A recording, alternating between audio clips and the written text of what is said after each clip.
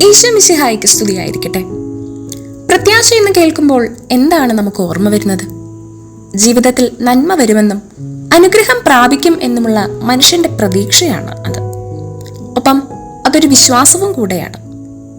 മനുഷ്യരിൽ നിത്യവും ഉണ്ടാകണം എന്ന് ദൈവം ആഗ്രഹിക്കുന്ന ഒരു കാര്യവും കൂടെയാണ് പ്രത്യാശ. എന്നാൽ പ്രത്യാശയ്ക്കെതിരായ രണ്ട് പാപങ്ങളാണ് നിരാശയും ഔദത്യവും.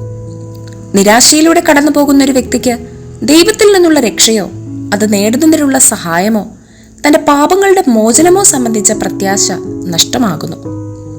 നിരാശ ദൈവത്തിന്റെ നന്മയ്ക്കും നീതിക്കും കാരുണ്യത്തിനും എതിരാണ്. ഒപ്പം അത് പരിശുദ്ധാത്മാവിനെതിരായ പാപമാണ്. ഇനി ഔദത്യം, അത് രണ്ട് തരമുണ്ട്. ആദ്യത്തേത്, മനുഷ്യൻ തന്റെ തന്നെ കഴിവുകളിൽ മൂഢമായി വിശ്വസിക്കുന്നു. അതായത് ഉന്നതത്തിൽ നിന്നുള്ള സഹായമില്ലാതെ തന്നെ തന്നെ രക്ഷിക്കാൻ കഴിയുമെന്ന് അവൻ വിശ്വസിക്കുന്നു.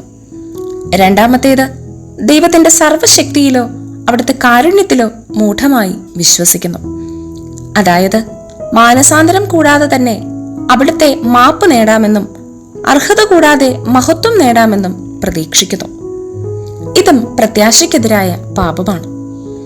ഇവയൊക്കെ കത്തോലിക്കാ സഭയുടെ മതബോധന ഗ്രന്ഥത്തിൽ 2090, 91, 92 എന്നീ ഖണ്ഡികകൾ വ്യക്തമാക്കുന്നു. ഈ കേട്ട കാര്യങ്ങളെ നമുക്കൊന്ന് നമ്മുടെ ചിന്തയിലേക്ക് കൊണ്ടുവരാം. ഇതിൽ എവിടെയൊക്കെയാണ് നമുക്ക് പാകപ്പിഴവ് പറ്റിയതെന്ന് പര്യാലോചിക്കാം.